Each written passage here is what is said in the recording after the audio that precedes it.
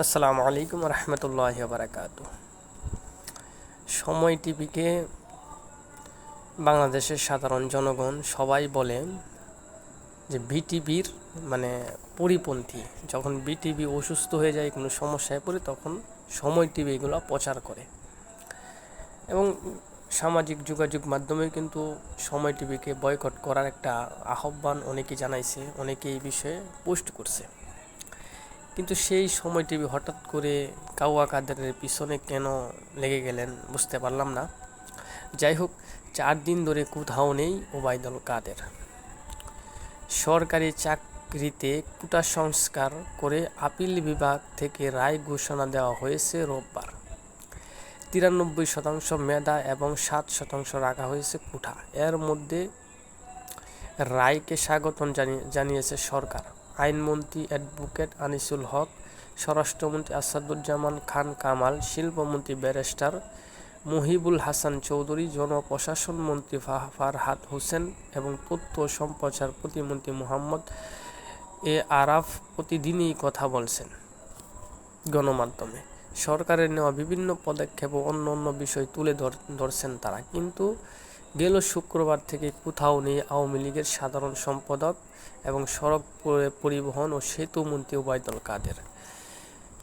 সর্বশেষ শুক্রবার প্রধানমন্ত্রী ও আওয়ামী লীগ সভাপতি শেখ হাসিনার সঙ্গে 14 দলীয় নেতার বৈঠকের পর গণমাধ্যমের সামনে হাজির হয়েছিলেন ওবায়দুল কাদের।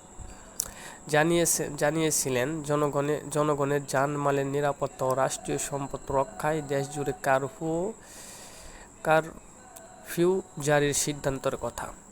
এদিকে গেল দিনের জ্বলাও পোড়াও ও আগুন সন্ত্রাসে সরকারের বিভিন্ন স্থাপনায় নরকীয় ধ্বংসস্তূপের পর নিজ মন্ত্রণালয়ের অধীনে দফতরগুলো পরিদর্শন করছে সংশ্লিষ্ট মন্ত্রীরা। কথা বলছেন গণমাধ্যমেও।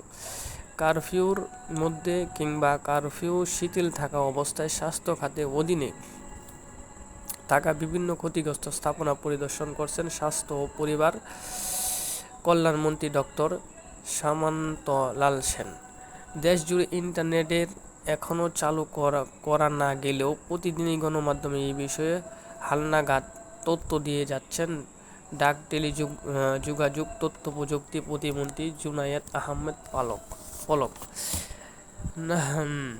নাশকতাকারীদের সন্ত্রাসী কার্যক্রমে ধ্বংসস্তূপে পরিণত হয়েছে ডাটা সেন্টার সহ বিভিন্ন স্থাপনা পরিদর্শন করছেন। বিদ্যুৎ খাতে পুড়িয়ে দেওয়ার পর স্টেশন সহ বিভিন্ন স্থাপনা পরিদর্শন করছেন বিদ্যুৎ, জ্বালানি ও খনিজ সম্পদ প্রতিমন্ত্রী নসরুল হামিদ। এছাড়াও প্রায় প্রতিদিন গণমাধ্যমে বিদ্যুৎ খাত নিয়ে কথা বলছেন তিনি। দেশের নাগরিকদের দিচ্ছেন নানা আশ্বাস। ত্রাণ ও দুর্যোগ প্রতিমন্ত্রী মুহিবুর রহমানও পরিদর্শন করছেন ক্ষতিগ্রস্ত স্থাপনা।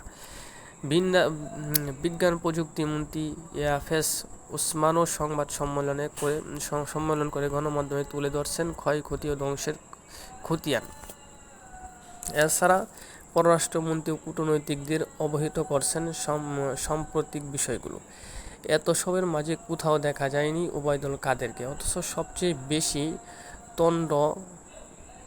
তণ্ডলীলা চলছে যেসব প্রতিষ্ঠান ও স্থাপনায়, সেগুলো বেশিরভাগই তার মন্ত্রণালয়ের অধীনে।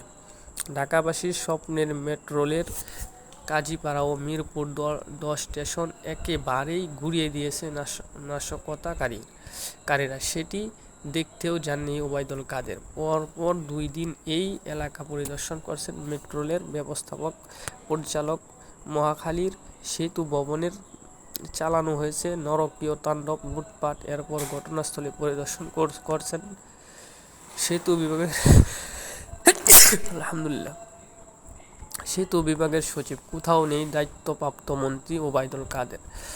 হানিফ ফ্লাইওভার, ইলি টোল প্লাজা কিংবা সড়ক পরিবহন ও সেতু মন্ত্রণালয়ে আরও কিছু স্থাপনা ব্যাপক নাশকতা চালালেও এই নিয়ে কথা বলতে কিংবা কোথাও উপস্থিত হতে দেখা যায়নি ওবায়দুল কাদেরকে।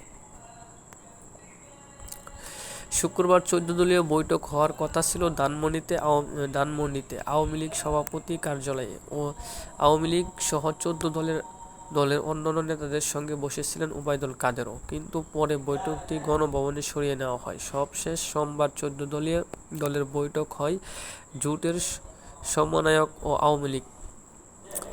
আওয়ামী লীগের উপদেষ্টামণ্ডলী সদস্য আমির হোসেন আমুর বাসায় সেখানেও ছিল না ওবায়দুল কাদেরের উপস্থিতি। কাদের কাকুর আসলে কি হয়েছে জানি না, হয়তো ইনি এখন আত্মগোপনে গেছেন কিছুদিনের জন্য। পরিস্থিতি যখন নিয়ন্ত্রণে চলে আসবে, হয়তো তিনি চলে আসবেন আশা করি। যখন তার পরিস্থিতি দেখবে যে স্বাভাবিক হয়ে গেছে, এখন গিয়ে আবার উড়াদুরা কিছু ভাষণ দেওয়া যাইব, তখন ঠিকই দেখবেন ওবায়দুল কাদের আবার চলে আসবে। দেখা যাক সামনে কি হয়।